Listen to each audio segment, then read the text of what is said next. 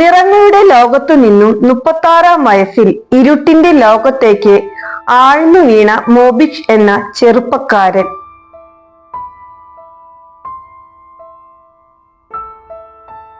എന്താണ് ചേട്ടന്റെ പേര്?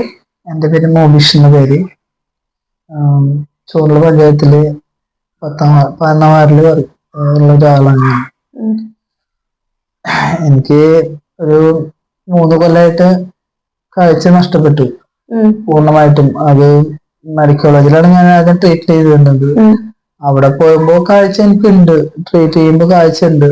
പക്ഷെ അവിടെ പോയിട്ട് ട്രീറ്റ് ചെയ്ത് തിരിച്ചു വരുമ്പോ എനിക്ക് പൂർണ്ണമായിട്ടും കാഴ്ച നഷ്ടപ്പെട്ടിരുന്നു എനിക്ക്. അപ്പൊ അവിടുത്തെ ഡോക്ടേഴ്സ് പറഞ്ഞത് ഇനിയൊന്നും ചെയ്യാനില്ല എന്നാണ് പറഞ്ഞത്. പക്ഷെ അവിടുത്തെ ഡോക്ടേഴ്സ് പറഞ്ഞത്, കണ്ണിന്റെ ഭാഗത്തിൽ കാണിച്ചപ്പോ അവര് പറഞ്ഞത്, ഇനി ഞങ്ങക്ക് ഞങ്ങളുടെ സ്റ്റുഡൻസിന് പഠിക്കാൻ തരുമോ എന്നാണ് ചോദിച്ചത്. എന്റെ വൈഫിനോട് ചോദിച്ചത്, ഈ വ്യക്തിനെ ഞങ്ങക്ക് കാഴ്ച ഇല്ലാത്തോണ്ട് പഠിക്കാൻ, അതായത് അപൂർവ രോഗം ആണ് ഇങ്ങനെ കണ്ടിട്ടുള്ള കണ്ണിന്റെ. പിന്നീട് പറഞ്ഞ ഗ്ലൂക്കോമ എന്ന അസുഖമായിട്ടുള്ള കണ്ണിന്റെ ഞരമ്പ് സംബന്ധമായിട്ടുള്ള അസുഖമാണ്. കാഴ്ചയില് കാണുമ്പോ ആർക്കും തോന്നില്ല, കണ്ണ് കൃഷ്ണമണിക്ക് പ്രശ്നമൊന്നുമില്ല. പക്ഷെ ഉള്ളിലത്തെ ഞരമ്പിന്, ഇപ്പൊ കണ്ണ് മാറ്റി വെച്ച പോലും രക്ഷയില്ല, ഞരമ്പിനാണ് എനിക്ക് ബാധിച്ചിട്ടുള്ളത്. അപ്പൊ പറഞ്ഞപ്പോ ഞങ്ങൾ പറഞ്ഞു അവിടുന്ന് മാറ്റി കാണിക്കാന്ന് പറഞ്ഞപ്പോ, അപ്പൊ അവര് തന്നെ ഞങ്ങളോട് പറഞ്ഞു കോയമ്പത്തൂര് അരവിന്ദ് ഹോസ്പിറ്റൽ ഉണ്ടെന്ന് പറഞ്ഞു. അപ്പൊ അവിടേക്ക് പോവാന്ന് പറഞ്ഞു. അവിടേക്ക് ഞങ്ങൾ പോയിട്ട് അവിടെ കാണിച്ചപ്പോ അവിടുത്തെ ഡോക്ടേഴ്സ് പറഞ്ഞത് 1-2 ആഴ്ച കഴിഞ്ഞിട്ട് കാണിക്കാം എന്ന് പറഞ്ഞത്. വേറെ ഒരു പ്രതീക്ഷ ഞങ്ങൾക്ക് തന്നില്ല. അങ്ങനെ ഞങ്ങളിവിടെ ഈ കൈപ്പറമ്പില് കണ്ണം ആയുർവേദം അവിടെ 3 മാസത്തോളം ട്രീറ്റ്മെന്റ് ചെയ്തു. അപ്പൊ ചെറിയൊരു നേരിയൊരു ഇത് അവർക്ക് മാക്സിമം ചെറിയൊരു ഇത് കിട്ടി. അപ്പൊ നമുക്കിനിപ്പോ കിട്ടും തന്നെ പ്രതീക്ഷിക്കാം. അപ്പൊ മോബിഷ് പറഞ്ഞു വരുന്നത്, മെഡിക്കൽ കോളേജില് പോയപ്പോഴാണ് പൂർണ്ണമായിട്ടും എന്റെ കാഴ്ച നഷ്ടപ്പെട്ടത്. അതിനു മുൻപ് എനിക്ക് കാഴ്ച ഉണ്ടായിരുന്നു. ഒരാഴ്ച ഞാൻ അവിടെ കിടന്നതിന് ശേഷം 2 ആഴ്ച കിടന്നു. അതിനുശേഷം ഓരോ ദിവസമായിട്ടുള്ള ട്രീറ്റ്മെന്റിലാണ് എന്റെ കാഴ്ച നഷ്ടപ്പെട്ടുകൊണ്ട് വന്നത്. അപ്പൊ അവിടുത്തെ ഡോക്ടേഴ്സ്, ഇവിടെ കാണിച്ച ഡോക്ടേഴ്സ് എന്ന് പറഞ്ഞു, അവിടുത്തെ എന്തോ മെഡിസിനിൽ എന്തോ തകരാറ് പറ്റിയിട്ടുണ്ടെന്ന് പറഞ്ഞു. അപ്പൊ നമ്മള് ഇതാക്കിയില്ല. പിന്നെ നമ്മൾ ആയുർവേദം കാണിച്ചു. ആയുർവേദം കാണിച്ചിട്ട് ഒരു 3 മാസം ട്രീറ്റ്മെന്റ് ചെയ്തപ്പോ അവര് മാക്സിമം ട്രൈ ചെയ്തു. അപ്പൊ ചെറിയൊരു നമുക്ക് അക്ഷരങ്ങളൊക്കെ തെളിയില്ല എന്നാ ചെറിയ ബ്ലൂ കളറ് അല്ല റെഡ് കളറ് വൈറ്റ് കളറ് അങ്ങനെ കാണാൻ പറ്റിയിരുന്നു നമുക്ക് ചെറുതായിട്ട്. മുഖം വ്യക്തമൊന്നുമല്ല, മുഖമൊന്നും നമുക്ക് വ്യക്തമായിട്ട് കാണാൻ പറ്റില്ല. അപ്പൊ കാഴ്ച പോയതിനു ശേഷം നമ്മൾ ആയുർവേദം കാണിച്ചപ്പോ ചെറിയൊരു കാഴ്ച വന്നു. അപ്പൊ ഇത് ശരിക്കും മെഡിക്കൽ കോളേജിന്റെ ഭാഗത്തുനിന്ന് വന്നിട്ടുള്ള വീഴ്ചയാണെന്ന് നമുക്ക് ഉറപ്പിച്ച് പറയാൻ പറ്റും. കാരണം അവിടുന്നാണ് നമ്മുടെ കാഴ്ച പൂർണ്ണമായിട്ടും പോയത്. എന്നിട്ട് അവര് പറഞ്ഞത് കണ്ണ് അവർക്ക് പഠിക്കാൻ കൊടുക്കണമെന്ന് നമുക്ക്. അതായത് എന്റെ വൈഫിന്റെ അടുത്ത് ഒരു പറഞ്ഞു, ഈ രോഗത്തിന് ചികിത്സ കുറവാണ്, നമുക്ക് നിങ്ങളുടെ ഹസ്ബൻഡിന്റെ വൈഫിനെ ഒന്ന് വിളിക്കാൻ പറ്റുമോ? ഇവിടെ ഉണ്ട്, വൈഫുണ്ട്. മോബിഷിന്റെ കണ്ണിന്റെ കാഴ്ചയെ പറ്റിയിട്ട് മെഡിക്കൽ കോളേജുകാര് മോളോട് പറഞ്ഞത് മോളൊന്ന് ചെല്ലുമ്പോ കാഴ്ച ഉണ്ടായിരുന്നു. അവൾക്ക് ചെറിയൊരു പ്രശ്നം ഉണ്ടാവും, ചെറിയൊരു മറ പോലെയായിരുന്നു കണ്ടിരുന്നത്. പിന്നീട് ട്രീറ്റ്മെന്റ് നടത്തിയപ്പോ അവര് പറഞ്ഞു, നമുക്ക് ആദ്യം ഇഞ്ചക്ഷനൊക്കെ കൊടുത്ത് നോക്കാം, തലയിലെ ബ്ലഡ് അലിയിച്ച് കളയിക്കാം. അങ്ങനെ കൊടുത്ത് ഒരു 2 ആഴ്ചത്തോളം ഞങ്ങൾ അവിടെ കിടന്നതിന് ശേഷമാണ് പൂർണ്ണമായിട്ട് നഷ്ടപ്പെട്ടത്. പിന്നീട് ഇനി ശരിയാവാൻ ചാൻസ് കുറവാണ് എന്നാണ് പറഞ്ഞത്. അപ്പൊ ഞങ്ങളവിടെ മെയിൻ ഡോക്ടറോട് സംസാരിച്ചപ്പോൾ പറഞ്ഞു, ഇനി ചാൻസ് ഇല്ല, കാരണം നമ്മൾ പരമാവധി ഇവിടുന്ന് ചെയ്യുന്ന ട്രീറ്റ്മെന്റ് ഒക്കെ ചെയ്തിട്ടുണ്ട്. പക്ഷെ ഇങ്ങനെ നഷ്ടപ്പെട്ടത് എന്താണെന്ന് നമുക്ക് അറിയണില്ല, നമ്മൾ ശ്രീചിത്രയ്ക്ക് കൊണ്ടുപോക്കോന്ന് പറഞ്ഞു. പിന്നെ മെഡിക്കൽ കോളേജിൽ തന്നെ അവിടെ കണ്ണിന്റെ വിഭാഗത്തിൽ കുറച്ച് പേര് പറഞ്ഞു, ഇവിടെ ഞങ്ങൾക്ക് വേറെ രക്ഷയൊന്നും ഇല്ലാത്ത സ്ഥിതിക്ക് പഠിക്കാനായിട്ട് പറഞ്ഞു. ഇനിയിപ്പോ അവിടുന്ന് വന്നതിന് ശേഷം നമ്മള് വേറെ ചികിത്സക്ക് പോയിരുന്നു? പോയി. ഞങ്ങൾ മെഡിക്കൽ കോളേജിൽ നിന്ന് ഞങ്ങൾ തൊട്ട് ബെഡിൽ കിടക്കുന്നവര് പറഞ്ഞു ഇങ്ങനെ അരവിന്ദ് ഹോസ്പിറ്റൽ ഉണ്ട്, നമുക്ക് അവിടെ കൊണ്ടുപോയി കഴിഞ്ഞാൽ ചിലപ്പോ ഒരു രക്ഷ ഉണ്ടായിരുന്നു. ഞങ്ങൾ അതൊക്കെ അവിടുന്ന് ആംബുലൻസിലാണ് കൊണ്ടുപോയത്. കോയമ്പത്തൂര് കൊണ്ടുപോയി. അവിടെ ചെന്നപ്പോ അവിടെ എന്താ പറയാ, അവിടെ ഒരു ഓപ്പറേഷൻ നടത്തി, രക്ഷയുണ്ടായില്ല. പിന്നെ എപ്പോഴാണ് നിങ്ങൾ ഇവിടെ ആയുർവേദം ചെയ്തത്? അവിടുന്ന് ഇവിടെ കൈപ്പറമ്പിലെ ആയുർവേദ ചികിത്സ എപ്പോഴാ? 1 മാസം കഴിഞ്ഞിട്ടാണ് ഈ അരവിന്ദ് ഹോസ്പിറ്റലിൽ പോയതിനു ശേഷമാണ്, ഓപ്പറേഷൻ കഴിഞ്ഞതിന് ശേഷമാണ് ഞങ്ങള് അവിടെ പോയി ആയുർവേദം ചെയ്തത്. അവിടുത്തെ ട്രീറ്റ്മെന്റുകൾ എന്തായിരുന്നു? ധാര അങ്ങനെയൊക്കെയാണ്, മരുന്ന് കണ്ണില് പരക്കുക, വേദനം ചെയ്യുക, അങ്ങനെയൊക്കെയായിരുന്നു. അപ്പൊ കാഴ്ചകൾ ചെറിയൊരു പ്രകാശം ആള് കണ്ടു എന്നൊക്കെ പറഞ്ഞു. ഒരു മഞ്ഞ ബോർഡൊക്കെ കണ്ടു. ഞങ്ങൾ നടന്നിട്ട് പോവാ. അപ്പൊ ആളുടെ കൈ പിടിച്ച് ഞാൻ പോകുമ്പോ ഇങ്ങനെ മതിലുമാര് ചെറിയൊരു മഞ്ഞ നിറൊക്കെ കണ്ടു എന്നൊക്കെ പറഞ്ഞ ആള്. ഒരു മഞ്ഞ ബോർഡ് ഉണ്ടായിരുന്നു, അത് കണ്ടു. അപ്പൊ ഞങ്ങൾക്ക് പ്രതീക്ഷയായി, ഇനി അതന്നെ ഞങ്ങൾ തുടരാന്ന് വെച്ചിട്ട്. അപ്പൊ ആയുർവേദം ഞങ്ങൾ കാണിച്ചു. അപ്പൊ അവിടെ ഒരു കണ്ണൻ വൈദ്യർ എന്ന് പറഞ്ഞ ഒരാളായിരുന്നു. അപ്പൊ ആള് പറഞ്ഞു എന്തെങ്കിലും ഒരു പ്രകാശം കാണുകയാണെങ്കിൽ നമുക്കത് വീണ്ടും എടുക്കാമെന്ന്. പക്ഷെ പിന്നീട് അത് മൊത്തമായിട്ട് പോവുകയാണ് ചെയ്തത്. പിന്നെ ആള് ചോദിക്കുമ്പോ കാഴ്ചകളില്ല, എനിക്കൊന്നും കാണാൻ പറ്റണില്ല എന്ന് പറഞ്ഞു. അപ്പൊ ആള് പറഞ്ഞു നമ്മള് ധാര ചെയ്യുന്നതിന് ഒരു പരിധി ഉണ്ട്. അങ്ങനെ ഞങ്ങൾ ഒരു 3 മാസത്തോളം അവിടെ ട്രീറ്റ്മെന്റ് ഒക്കെ നടത്തി. ഒടുക്കം ഞങ്ങൾ അത് നിർത്തുക ചെയ്തത്. ശ്രുതിക്ക് തോന്നുന്നത് എന്താണ്, മെഡിക്കൽ കോളേജിൽ നിന്നാണോ അവർക്ക് കയ്യബദ്ധം പറ്റിയെന്നാണോ തോന്നുന്നത്? കയ്യബദ്ധം മരുന്നിൽ നിന്ന് എന്താ പറയാ, നമ്മുടെ രോഗമായിരിക്കാം ചിലപ്പോ അത്. അവിടെ വരെ പോകുമ്പോ കുഴപ്പമൊന്നും ഉണ്ടായിരുന്നില്ല. എന്നാലും മങ്ങലുണ്ടായിരുന്നു ആൾക്ക്. എന്നാലും ചെറുതായി കാണാൻ പറ്റിയായിരുന്നു. അവര് കൊടുക്കാൻ പറ്റിയ നല്ല ട്രീറ്റ്മെന്റ് അവര് കൊടുത്തു എന്നാണ് പറയുന്നത്. ഡോക്ടർ ഒരു മനസാക്ഷിയുള്ള നല്ലൊരു ഡോക്ടർ തന്നെയാണ്. എന്റെ അടുത്ത് ഭയങ്കര നന്നായി സംസാരിക്കുകയൊക്കെ ചെയ്തിട്ടുണ്ട്. പക്ഷെ അങ്ങനെ മനസാക്ഷിയുള്ള ഡോക്ടർ അങ്ങനെ പറയാൻ പാട്? കണ്ണ് പഠിക്കാൻ കൊടുക്കണമെന്ന് ജീവനുള്ള ഒരു വ്യക്തിയുടെ ആണ് നമ്മളോട് പറയാൻ പാട്? അങ്ങനെ മെയിൻ ഡോക്ടർ അല്ല പറഞ്ഞത്, അതെ, വേറെ ഡോക്ടറാണ് അവര് പറഞ്ഞത്. ഇനി വീട്ടിലെ അവസ്ഥ എന്താണ്? ഇപ്പോഴത്തെ അവസ്ഥ ഞാൻ പഠിക്കാണ്. നമ്മളില് 2 വർഷത്തെ കോഴ്സ് പഠിക്കാണ്. അപ്പോ ജീവിതം മുന്നോട്ട് എങ്ങനെ പോവാന്നൊന്നും അറിയില്ല. കുട്ടികള് 2 കുഞ്ഞു കുട്ടികളുണ്ട്. അപ്പൊ അവരും പഠിക്കണം. അവരുടെ ചെലവും കാര്യങ്ങളൊക്കെ ഞാൻ തന്നെ നോക്കണം. ഞാൻ തന്നെ പഠിച്ചൊരു ഇതാകണം. 2 കൊല്ലം. ശരിയാണ്. മുമ്പ് ഗൾഫിലായിരുന്നല്ലോ മുബീഷ്? ഗൾഫിലായിരുന്നു. അവിടെ വെച്ചിട്ടാണ് ഇപ്പൊ കൊറോണയുടെ വാക്സിൻ എടുത്തതിന് ശേഷമാണ് ഞങ്ങൾക്ക് തലവേദന കണ്ടു തുടങ്ങിയത്. അത് എന്താ പറയാ, അപ്പൊ അവിടെ 3 ദിവസം അവൾ എടുത്തതിന് ശേഷമാണ് ആൾക്ക് ഇങ്ങനെ തലച്ചോറിൽ ഹൈ പ്രഷർ കൂടിയിട്ട് സ്ട്രോക്ക് പോലെ സംഭവിച്ചതാണ്. അവിടെ സ്ട്രോക്ക് പോലെ വന്നിട്ട് ഹോസ്പിറ്റലിൽ അവിടെ അഡ്മിറ്റ്. അവിടെ തലവേദന കൂടിയിട്ട് അവര് കാണിച്ചു. അപ്പൊ അവിടെ കൂടുതൽ എക്സ്പെൻസീവ് ആണെന്ന് പറഞ്ഞിട്ടാണ് നാട്ടിലേക്ക് അവര് വേഗം പോവുക ചെയ്തത്. അവിടെ പണിക്ക് പോകാനൊന്നും പറ്റണില്ല. ആൾക്ക് വേദന കൊണ്ട് കിടക്കാനിരിക്കാനും പറ്റാത്തൊരവസ്ഥയായി. അങ്ങനെ ഞങ്ങൾ വന്നിട്ട് മെഡിക്കൽ കോളേജിൽ ചെന്ന് ഡോക്ടറെ കാണിച്ചപ്പോ അവര് MRI തന്നത് പിറ്റത്തെ മാസത്തേക്ക്. അപ്പൊ അത് ആൾക്ക് പറ്റില്ല. അത്രയും വേദന സഹിച്ചിട്ട് അടുത്ത മാസം വരെ വെയിറ്റ് ആൾക്ക് എന്തെങ്കിലും സംഭവിക്കുന്നുള്ള ഒരു അവസ്ഥയായി. MRI ചെയ്തോ? ഞങ്ങള് അമലല്ല, അൻസാറിൽ പോയി കാണിച്ചു. അൻസാറിൽ CT സ്കാൻ ചെയ്തപ്പോഴാണ് തലയിൽ ഇങ്ങനെ പ്രശ്നം ഉണ്ട് എന്ന് പറഞ്ഞിട്ട് കട്ട പിടിച്ചിട്ടുണ്ട്. അതിന്റെയാണ് ഈ തലവേദന. അത് അലിയിച്ച് കളഞ്ഞാൽ മാറും എന്ന് പറഞ്ഞിട്ട് അവിടുത്തെ ഡോക്ടർ ഞങ്ങൾക്ക് അമലയിലേക്ക് എഴുതി തന്നെ. മരുന്ന് കഴിക്കുന്നുണ്ട്. ഞങ്ങള് കറക്റ്റ് ഒരു മാസം, കറക്റ്റ് ഒരു കൊല്ലായപ്പോഴാണ് കണ്ടിന്യൂസ് ആയിട്ട് ഞങ്ങൾ മരുന്നൊക്കെ കഴിച്ചു. 16 മാസം ടെസ്റ്റ് ചെയ്യും ഒക്കെ ആയി. കറക്റ്റ് ഒരു വർഷമായി. അപ്പൊ ആള് ട്രീറ്റ്മെന്റ് നിർത്തി പണിക്ക് പോകാൻ തുടങ്ങിയപ്പോഴാണ് കാഴ്ച ഇങ്ങനെ ഒരു പ്രശ്നം ഉണ്ടായിരുന്നത്. വണ്ടിയിലൊന്നും പോകാൻ പറ്റണില്ല, പണിക്ക് പോകാൻ പറ്റണില്ല. പെയിന്റ് അടിക്കാന്നാണ് ആള് പോയിരുന്നത്. അപ്പൊ ആ വർക്കിന് ആൾക്ക് പറ്റാണ്ടായി. അങ്ങനെയാണ് ഞങ്ങൾ മെഡിക്കൽ കോളേജിൽ പിന്നെ കാണിക്കുന്നത്.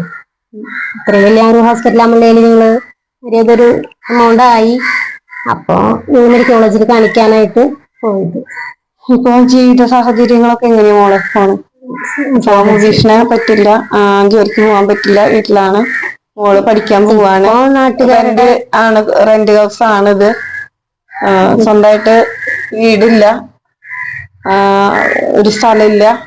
അപ്പൊ ഇവിടുത്തെ മെയിൻ്റെനൻസ് വർക്കുകൾ വീട്ടിലെ എങ്ങനെയാണ്? വീടിന്റെ ചെലവും കാര്യങ്ങളൊക്കെ എങ്ങനെ പോകുന്നത്? നാട്ടുകാരുടെ ഒരു സഹായത്തിൽ തന്നെയാണ് ഇപ്പൊ ജീവിതം മുന്നോട്ട് പോകണം. ഇപ്പൊ സാധനങ്ങള് ആയാലും പഠിക്കേണ്ട കാര്യത്തിനായാലും എനിക്ക് പോണ ചെലവായാലും ബസ് പൈസക്കായാലും ആൾക്കാരുടെ കൈ നോക്കിയിട്ട് തന്നെയാണ് ഇപ്പൊ ജീവിതം മുന്നോട്ട് പോണത്.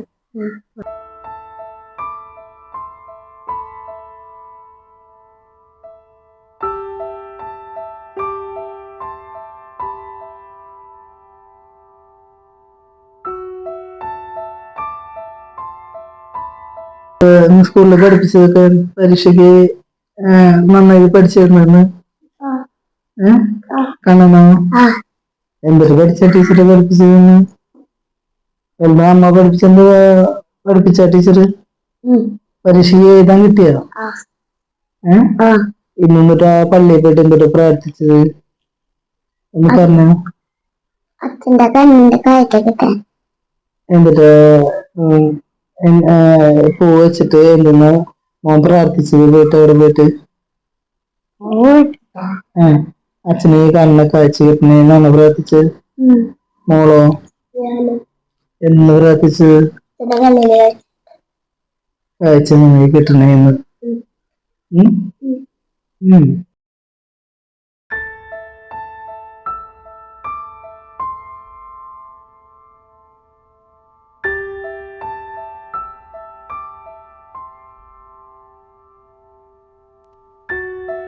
ഇന്ന് അവന്റെ പ്രകൃതിക്ക് നിറങ്ങളില്ല.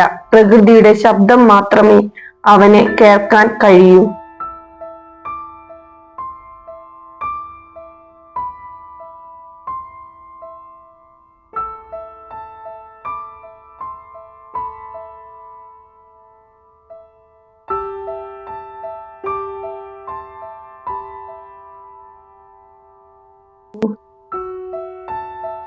കാഴ്ച നഷ്ടപ്പെട്ട അച്ഛന്റെ വലതു കണ്ണും ഇടതു കണ്ണുമായി അയാളുടെ കുഞ്ഞു മകനും മകളും.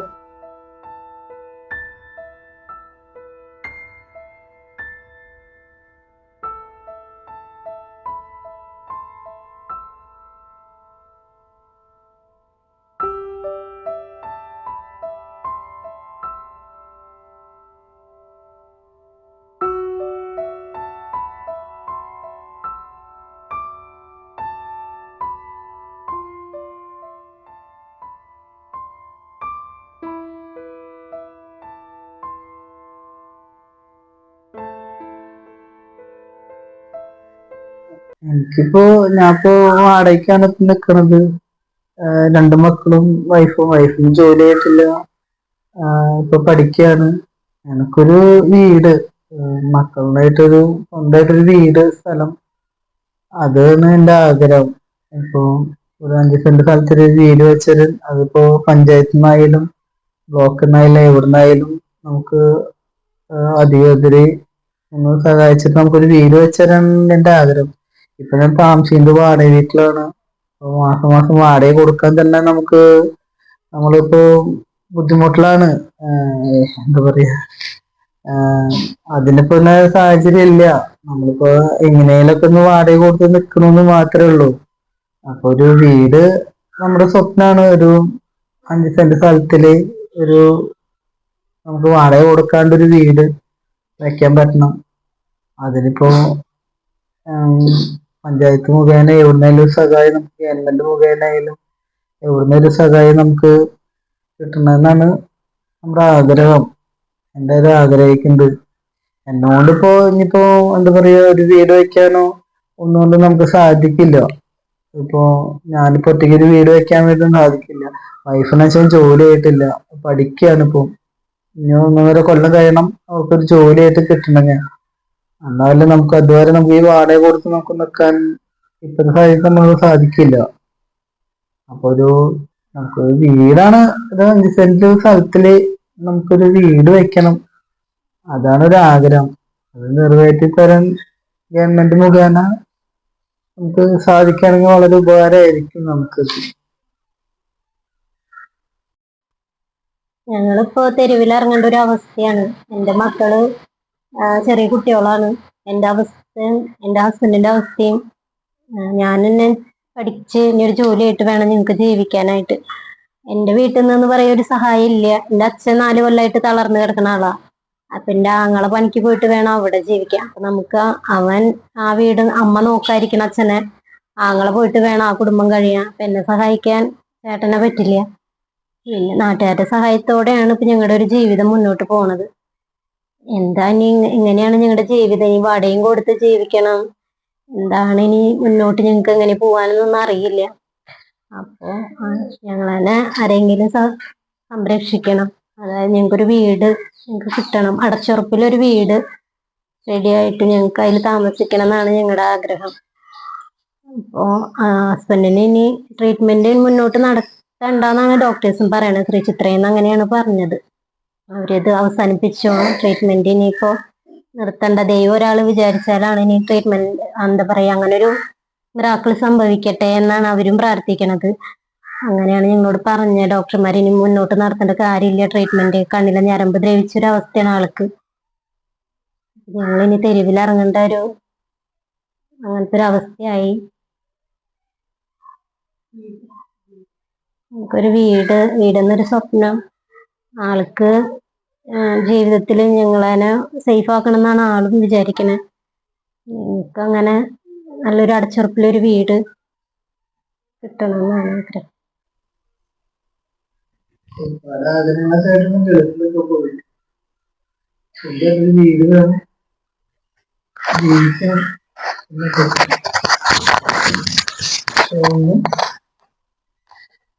നടന്നില്ല. നടക്കുക മാത്രല്ല ഇരുത്തികളത്. മക്കള് അവരെ കളിയും ചിരിയും ഒന്നും കാണാനും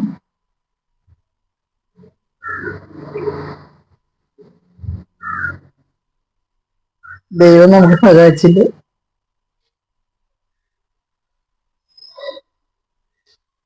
ഇപ്പൊ അവരിനെ ഞാൻ കൊണ്ടുനടക്കുന്ന പ്രായത്തിൽ അവർ ഇന്ന കൊണ്ടുനടക്കും. പുറത്തേക്ക് പോകുമ്പോഴും എവിടേക്കും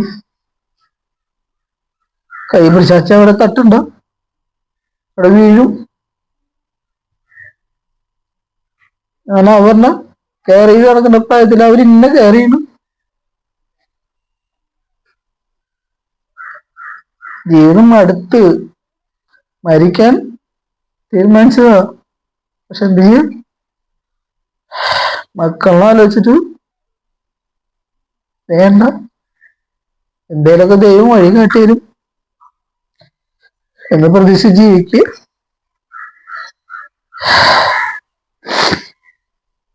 മോബീഷ് നമ്മുടെ ഒരു സുഹൃത്താണ്. അതിലുപരി എൻ്റെ ഒരു പാപ്പന്റെ മകനാണ്. അവൻ ചെറുപ്പം തൊട്ടേ ഞങ്ങൾ ഒരുമിച്ച് ഇങ്ങനെ കളിച്ച് വളർന്നു നടന്നൊരു ഇതാണ്. അവന് ഇങ്ങനത്തെ ഒരു സിറ്റുവേഷനിൽ വരുന്നത് നമ്മൾ പ്രതീക്ഷിച്ചിട്ടുണ്ടായിരുന്നില്ല. നമ്മൾ അവന് വേണ്ടിയിട്ട് കുറെ കാര്യങ്ങൾ ഇപ്പം നമ്മൾ ചെയ്തു കൊടുത്തു. അവനെ ഹോസ്പിറ്റലിൽ കൊണ്ടുപോലും കാര്യങ്ങളും എല്ലാവരും, പിന്നെ കുറെ ആൾക്കാരുടെ സഹായങ്ങളും കാര്യങ്ങളൊക്കെ ഉണ്ടായി. ഇപ്പോഴും നമുക്ക് മുന്നോട്ട് പോകാൻ പറ്റാത്തൊരവസ്ഥയാണ്. 2 മക്കള്, അതുപോലെ അവന്റെ വൈഫിന് ജോലി ആയിട്ടില്ല, ഇപ്പോഴും പഠിച്ചുകൊണ്ടിരിക്കണം. പിന്നെ അതുപോലെ വാടക വീട്ടിലാണ് ഇപ്പോൾ താമസിക്കുന്നത്. അപ്പൊ നമ്മളാൽ കഴിയാവുന്ന ഒരു സഹായം ആരെയെ കൊണ്ട് നമുക്ക് ചെയ്യാൻ പറ്റും അവന് കൊടുക്കുക വെച്ചെങ്കിൽ അത് നമുക്കൊരു ഉപകാരമായി മാറും. അതിനൊരു കുടുംബം രക്ഷപ്പെടും. നമ്മൾ വേറെ അനാവശ്യമായിട്ട് ചിലവാക്കുന്ന ഓരോ കാര്യങ്ങൾ മാറ്റി വെച്ച് കഴിഞ്ഞാൽ എന്തെങ്കിലും ഒരു സഹായം ആരെങ്കിലൊക്കെ ഇട്ട് കുറെ ആൾക്കാർ മുന്നേ ഒരു ആൾക്കാരായിട്ട് വന്നിരുന്നു. ഇപ്പൊ അതിനെക്കുറിച്ച് ആരും അന്വേഷിക്കണമില്ല, പിടിക്കണമില്ല. ഇപ്പോ ഒന്നിനും പറ്റാത്തൊരവസ്ഥയാണ്. 2 മക്കൾ മാത്രം, 2 മക്കളെ കാണാൻ പോലും പറ്റില്ല. ഒരു സ്വയം തൊഴിലില്ല. ഒരു കുടുംബം മുന്നോട്ട് എങ്ങനെ കൊണ്ടുപോകുന്നു പോലും അവൻ അറിയാൻ പറ്റാത്തൊരു ഇരിക്കണത്. ഞങ്ങളെ കൊണ്ട് പറ്റാവുന്ന സഹായത്തിൽ ഞങ്ങൾ കുറച്ച് സുഹൃത്തുക്കൾ ഞങ്ങൾ അവനെ പരമാവധി സഹായിക്കുന്നുണ്ട്. അവന് വേണ്ട കാര്യങ്ങൾ നമ്മൾ പറ്റണ പോലെ ഓടി വന്നിട്ട് ചെയ്തു കൊടുക്കുന്നു. നമുക്കും കുടുംബങ്ങളും കാര്യങ്ങളും ആരാധകങ്ങളാണ്. അവിടുന്ന് മാത്രം എടുത്ത് എത്രത്തോളം നമുക്ക് ചെയ്യാൻ പറ്റും അത്രത്തോളം നമ്മൾ അവന് വേണ്ടി സഹായങ്ങൾ കാര്യങ്ങൾ ചെയ്യുന്നുണ്ട്. ഇനി ആരും മുന്നിൽ കഴിഞ്ഞിട്ടുണ്ടെങ്കിൽ നമ്മൾ അവിടെ പോയിട്ട് ചോദിക്കാനും തയ്യാറാണ്. നിങ്ങളാൽ കഴിയുന്ന സഹായം നിങ്ങൾ ആരെങ്കിലും എന്തെങ്കിലുമൊക്കെ എവിടെ നിന്നൊക്കെ ഉപകാരം വാങ്ങിയ ഒരു കുടുംബം അങ്ങനെ രക്ഷപ്പെടും. അതാണ് പറയാൻ എനിക്കുള്ളത്. മോബീഷിന്റെ ജീവിതം ഇരുട്ടിൽ നിന്ന് വെളിച്ചത്തേക്ക് കൊണ്ടുവരാൻ ഈശ്വരൻ മനുഷ്യരൂപത്തിൽ വരുമെന്ന് ആ കുടുംബം എപ്പോഴും പ്രതീക്ഷിച്ചു കൊണ്ടേയിരിക്കുന്നു.